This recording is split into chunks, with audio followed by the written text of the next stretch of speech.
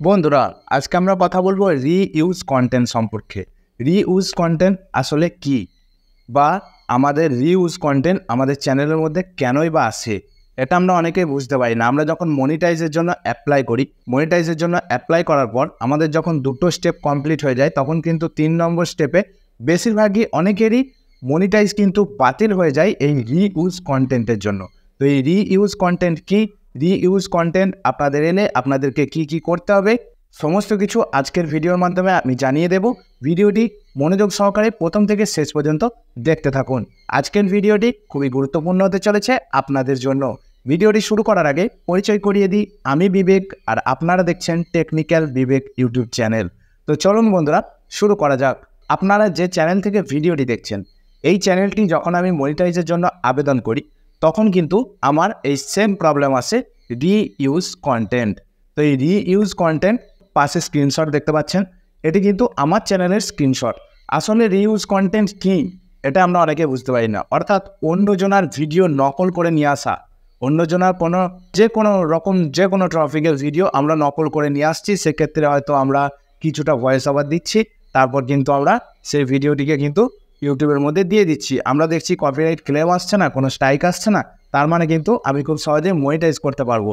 কিন্তু না, আমাদের যে ইউটিউবের যে রিইউজ পলিসি রয়েছে, সেক্ষেত্রে কিন্তু আপনি অন্যের কন্টেন্ট ব্যবহার করলে কিন্তু আপনার রিইউজ কন্টেন্ট চলে আসবে।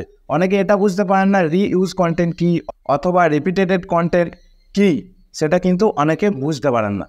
তো আপনারা কী করে বুঝবেন এই যে রিইউজ কন্টেন্ট, অর্থাৎ একটা কন্টেন্টকে বারবার ইউজ করা, সেটাকে বলেন রিইউজ কন্টেন্ট। সেক্ষেত্রে আপনার যদি রিপিটেটিভ কন্টেন্ট যদি চলে আসে, সেক্ষেত্রে আপনি কি করবেন, আপনি হয়তো একই ভিডিও বারবার আপনি আপলোড করছেন, অর্থাৎ একটা লং ভিডিও থেকে আপনি কিন্তু কাট করে হয়তো শর্টস আপলোড করছেন। সেক্ষেত্রে আপনার রিপিটেটিভ কন্টেন্ট আসতে পারে।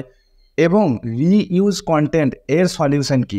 এর সলিউশন একটাই, আপনাকে চ্যানেলের মধ্যে দেখতে হবে আপনি কোনো গান অথবা কারো ভিডিও ফুটেজ যদি ব্যবহার করে থাকেন, তার পারমিশন ছাড়া যদি ব্যবহার করে থাকেন, অথবা ইউটিউবে যে গাইডলাইন আছে 10 সেকেন্ডের ওপরে যদি আপনি কোনো কিছু ব্যবহার করে থাকেন, তাহলে সেগুলি কিন্তু ইউটিউব খুব সহজে ট্র্যাক করে নিতে পারে।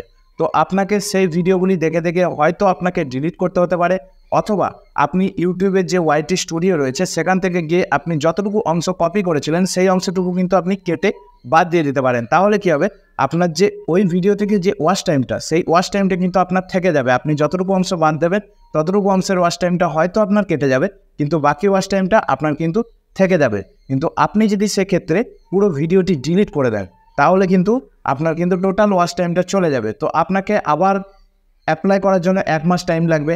1 মাস পর আপনি আবার অ্যাপ্লাই করতে পারবেন যদি আপনার ওয়াচ টাইমটা কমপ্লিট থাকে। না হলে আপনাকে আবার যতটা ওয়াচ টাইম আপনার কেটে যাবে, সেই ওয়াচ টাইমটা আবার আপনাকে তৈরি করতে হবে। সেই ওয়াচ টাইমটা যখন আপনার কমপ্লিট হয়ে যাবে, ওয়াচ টাইম কমপ্লিট হওয়ার পর কিন্তু আপনি আবার মনিটাইজের জন্য আবেদন করতে পারবেন। তো আপনার যদি রিইউজ কন্টেন্ট চলে আসে, তো আপনার যদি মনে হয় যে না, আমার কোনো রিইউজ কন্টেন্ট নেই, পুরোটাই আমার কন্টেন্ট, এটা ইনলিগালভাবে আমাকে রিইউজ কন্টেন্ট দেওয়া হয়েছে, তো সেক্ষেত্রে আপনি কি করতে পারেন?